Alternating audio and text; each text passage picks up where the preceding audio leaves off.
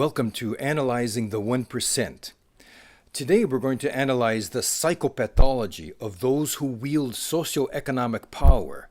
That is to say, we're going to analyze the mental condition of those who have economic power and wield it in such a way where the consequences on society are not good, are very sick actually. My name is Gilbert Gambucci and I am from Stop the Destruction of the World Association. And our association is founded in the scientific work of Norberto Keppe, who is an internationally active psychoanalyst and social scientist. And he has achieved a science that unifies theology or spirituality with philosophy, with science, and especially the science of the human being, study of the mind. Because if you really don't understand very well the pathology of the human being and how that acts on society, then it's very difficult to understand what's going on, especially in our world of such confusion and such pathology, as we say. We use the word pathology as a sickness. You know, the human being putting his psychopathology into his existence, into the society. And you know, to some degree or another, all of us have this, but the problem is that the psychopathology of those who wield power is much more accentuated and is aggravating the state of affairs in the world beyond what is bearable. Okay? And the German psychiatrist Emil Kraepelin, he worked in a hospital. He's considered to be like the founder of psychiatry. He was working in a hospital dealing with mental patients. And he noticed that all mental patients have, he used the word megalomania. They think that they are somebody great. They have this kind of accentuated arrogance about them. You won't find a humble person in a mental institution. They are extremely arrogant. And he was equating mental illness with this megalomania. And later, Sigmund Freud, at the end of his life, he began to notice in the institutions, mental places, that mentally sick people were very envious of others. And so if you put these two components together, those who are very arrogant, megalomaniac, they are also very envious of those with quality, those who know how to contribute to society. And so we analyze this in relation to the psychopathology of those who have power. And we use the word theomania, somebody who thinks that they are like a god. And let's take a look at the definition of theomania so we get a better idea what this is, because it's a very serious mental condition. Theomania, an extreme form of megalomania, the envious desire to have godlike power, most severe in psychotic individuals and people in positions of power in society. An attitude that causes high counts of the neuroregulatory agent serotonin, then stored in the brain, showing the correlation between power wielders and mental illness.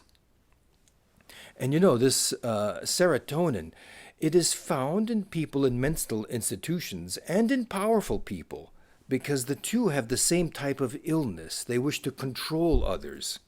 The only difference being is that those who are in an institution are confined. Those who are not confined, and they do anything they can to bring to fruition their theomania, to control others. And they stop at nothing. If they control a person or a group, they'll try to control a company, a nation, many nations. They stop at nothing. This type of illness, this theomania. Do you know it is the worst type of mental condition that exists, this pathology of power? And just to get an idea, let's see, for example, the behavior of a person. I have a little video clip of We Are Change independent media. I don't know how he got this. He got a quick interview of Lord Rothschild coming out of a hotel, I think. And they're a great independent media. And I would like to just get a little glimpse at the personality of a Rothschild, one of these international bankers. Let's roll it. Let's take a look at this Lord Rothschild. Mr. Rothschild, how you doing, sir? Can you tell us what went on at the Bilderberg meeting this year? Sorry? Could you tell us what went on at the Bilderberg meeting this year? I didn't go to that, actually, no. The Bilderberg? You weren't there? No. Not this year. What went on last year? No, I wasn't there last year. You weren't there last I think year? that was my cousin. Your cousin was there? Yeah, I think so. Okay. Good night. Do you have a couple minutes for us, Mr. Rothschild? We have a few additional questions. I was asking a question inside of, because I was saying that the Federal Reserve was one of these organizations. I know, it's one of these organizations that a lot of people say is the source of inhumane projects all across the world because it's a private bank. That was started by your family. No, it's completely untrue. I was asked that earlier. It really isn't true. No, no. Jekyll Island? Jekyll Island, 1913, sir? But sir, just one thing, we could go on about how your family committed all these acts against society, but we just want to let you know the New World Order has no legitimacy, and that we as a people are not afraid, and we are waking up to the robber barons and the big banksters who are looting this economy with the Federal Reserve. Well, We just want to let you know the New World Order has no legitimacy, and that we as a people are not afraid, and we are waking up to the robber barons and the big banksters who are looting this economy with the Federal Reserve. well, The Rothschilds family did start the Federal, they divided Europe. Well, no comment on that, sir? Now, somehow, Benjamin Fulford in Japan, he got an interview with David Rockefeller. And, of course, these powerful people, they lie. So you can't ask them questions directly. You have to try to ask them questions to get them to talk so that you can see how they really are. And this is just a very short clip that I've extracted of this Fulford interview of David Rockefeller. Let's take a look at this. Okay. Well, all right. So let me start though. I know that I've read quotes from you before, and I believe also from your memoirs, where you have said that you would like to see the formation of a world government. What sort of vision do you have for, humanity to stop war and get its act together? So. I can't imagine that there would be any likelihood or even that it would be desirable to have a single government elected by the people of the world. So I think whatever you heard was misrepresented my feelings. Okay. Let me just read this part for you. For more than a century, ideological extremists at either end of the political spectrum have seized upon well-publicized incidents to attack the Rockefeller family for the inordinate influence they claim we wield over American political and economic institutions. Some even believe we are part of a secret cabal working against the best interests of the United States, characterizing my family and me as internationalists, and of conspiring with others around the world to build a more integrated global political and economic structure. One world, if you will. If that's the charge, I stand guilty, and I am proud of it. This is David Rockefeller from his book Memoirs, 2002, page 405. Now look, I want you to know that this Rockefeller-Rothschild regime, these international bankers, they have nothing to do with the heritage we have as Americans. They have nothing to do with the founding fathers of the United States. They are completely anti-American. For example, Thomas Paine shows us that it is not possible in the United States to have a dominating class of any type perpetually remaining in power. You cannot have that. That's why we separated from England. at that time because of the king at that time. And that gets passed down from generation to generation. You can't have that. Nowadays we have these economically powerful people in our society perpetually remaining in power. And in American society you can't have that. Paine also shows us that we are obliged, not we have the right, we are obliged to rebel against tyrannical laws and against tyrants. So we have a situation today of people who are in power who are completely anti-American, and we need to do something about that. And John Adams, for example, another founding father, he shows there's a lot of emphasis placed on moral responsibility. My goodness, these economically powerful are so far away from any kind of ethical conduct, from any kind of moral responsibility. They are anti-American. And it's good that people know that these economically powerful are another class of people that has nothing to do with what is American. It's good that people know this. And I would like to show us a study today. I have some slides here from Norberto Keppe, the psychoanalyst, social scientist, analyzing the financial, the destructiveness of the stock markets and the influence that contemporary finances has on society today.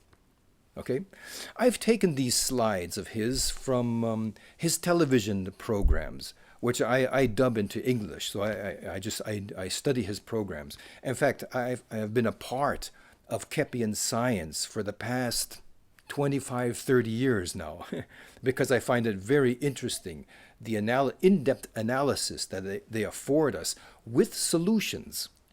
One day we'll bring solutions that we already have to the American public once we begin to deal better with these economically powerful people. And you can find his programs at this stop. It's www.stop.org.br, Brazil. STOP is short for our association, Stop the Destruction of the World. And at that site you can access his programs dubbed into English. So, the first slide that I would like to show us, can we put this up? The dangers of financing. This is scientific analysis of the influences of financing on society. Number one, the issuance of bank loans is destroying economic life. This happens because bank loans are made without ethics in order to enslave people so that you continuously are paying back the banks through usury, exorbitant interest rates, and the way that they manipulate things so that they get you in their hands for as long as possible or forever. Once upon a time it was possible to pay back bank loans, but little by little they have been seducing people into their ways to the point where now bank loans destroy economic life. Number two, bank financing directs all profits to the banks. This is the problem. And then companies lose their capacity for work and production as a result. And look at the consequences. The price of products increases while companies slump into illusion. The companies they slump into illusion because they can't perceive exactly what's going on. They fall into the hands of these international bankers. This is the problem. If you need to take out a loan, it's because you don't have that money. And imagine if you have to pay back much more than that, how are you going to pay that back? And especially in a financial loaning scheme whereby it accrues and it just keeps taking more and more, they enslave you. Okay, let's see another slide. Slide number 2, taken from the television programs of Norberto Keppe, psychoanalyst, social analyst. And Keppe wrote a book called Liberation of the People, The Pathology of Power, which is the first scientific study ever made of the pathology of these sociopaths, exactly how it is. So let's see this slide number 2, the negative effects of the stock market. Number 1, decreasing the value of each country's currency. because they make money with money. And they print money, and so there's really no backing behind this money. So this devaluates the currency. Another thing that affects the stock market, number 2, decreasing the value of each country's products, as a result of decreasing the value of the money. Number 3, putting down work and what those who work produce. Do you know how this works? Is that if the stock market, if financial speculation becomes much greater than the workforce of the country, becomes greater than its industry, agriculture, becomes greater than the workforce, then there's nothing anymore to support this making money with money, because the capital of the companies that goes into the stock market is taken by the speculators, and they make money for themselves. When that becomes greater than the workforce, then it all comes down together. This is the problem. Ever since Reaganomics, this ultimate stimulation of using the stock market, it has put down our real economic base in the United States. So let's see the observation of this there at the bottom. As the money of the stock market is fictitious, it takes away the true value of production. When are we going to start to perceive this? That the stock market is against economy. Capital should be used in benefit of those who produce it, the companies, the working people, and not be used in benefit of the 1%, as we call them. This is ludicrous. Let's see another slide. Slide number 3. The destructiveness of the stock markets. Number 1. Speculation destroys the value of productive work. This is a big problem. If people are becoming much wealthier through speculating, then this puts down those who work. It takes the value out of production, out of the things that are out of the real economy. Let's see number 2. Stock markets deal only with money speculation. That is, they don't deal with investing in companies like they pretend to do. They put that money there so that they can then extract everything to themselves. Number 3. The stock markets quickly cause upheavals for countries. And look at the observation. The stock markets enrich the rich and bring poverty to nations.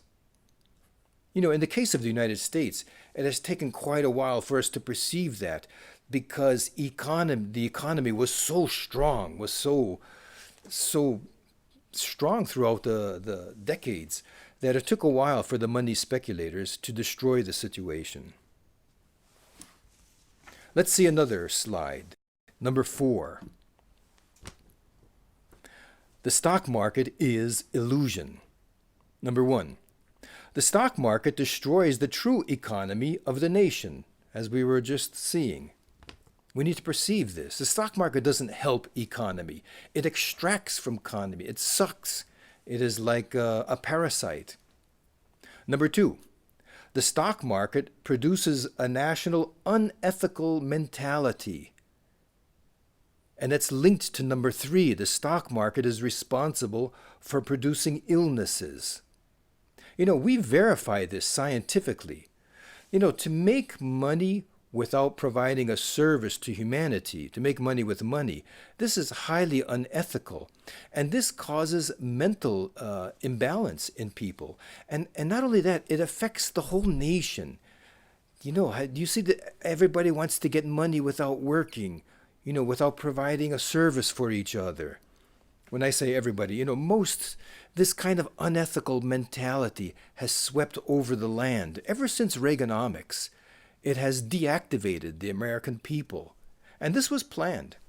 How can we the powerful? How can we deactivate these people? Because they're very active, the economy is very strong, so that we can better control them.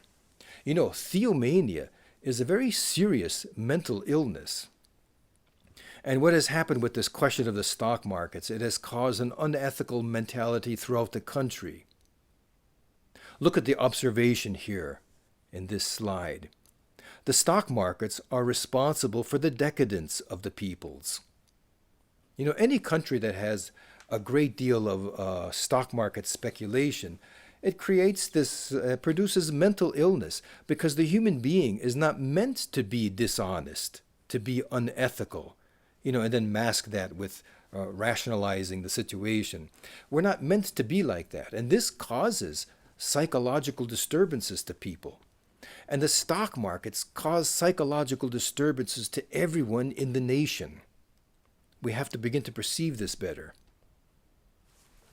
Let's see our last slide on this subject.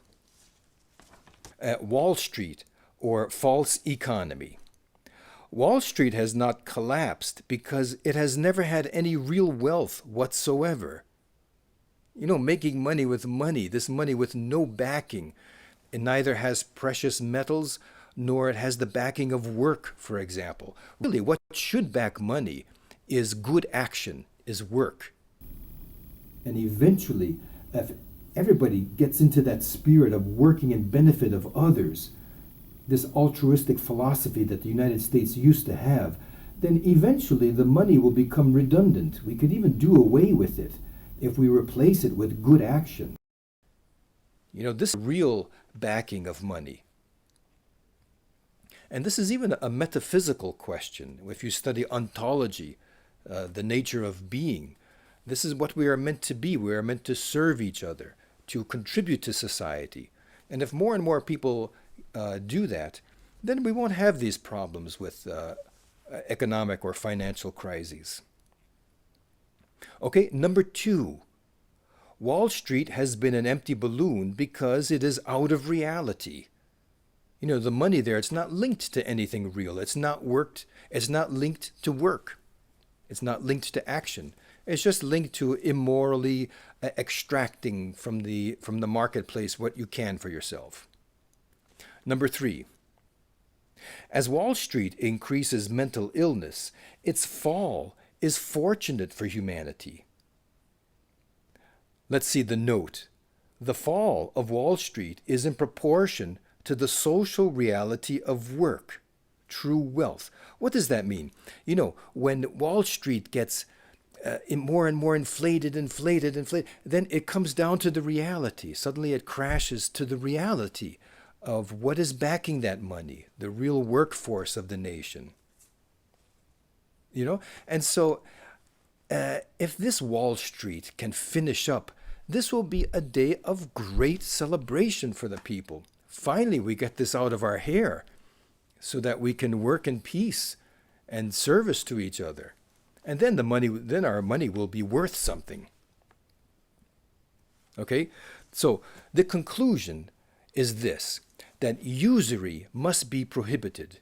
Exorbitant interest rates. This must be prohibited. It has been throughout history. It's only recently this international bankers, the Rockefeller Rothschild regime, as I call them, along with Morgan and Carnegie, Harriman, Schiff, all of these people, they're in collusion with each other. Another thing that must be prohibited is financial speculation. It's not that the speculators, they should be paying taxes, like even some of my colleagues at Occupy Wall Street think. Michael Moore thinks that. Many people have this idea. No, that's not it. Financial speculation must be prohibited, okay, so that our economy can come back. So, occupy. That is to say, take back what rightfully belongs to you that has been stolen from you by the 1%. Occupy. And see you again on Analyzing the 1%. So we occupy for change, marching to the beat of Occupy Wall Street. We're here to shout, we've been left out, we're turning up the heat. Punish Wall Street, not the workers. Bail out families, not the bankers. Make jobs, not wars, tax the millionaires. We occupy for change, marching to the beat of Occupy Wall Street. We're here to shout, we've been left out, we're turning up the heat. In lawns and squares across the line.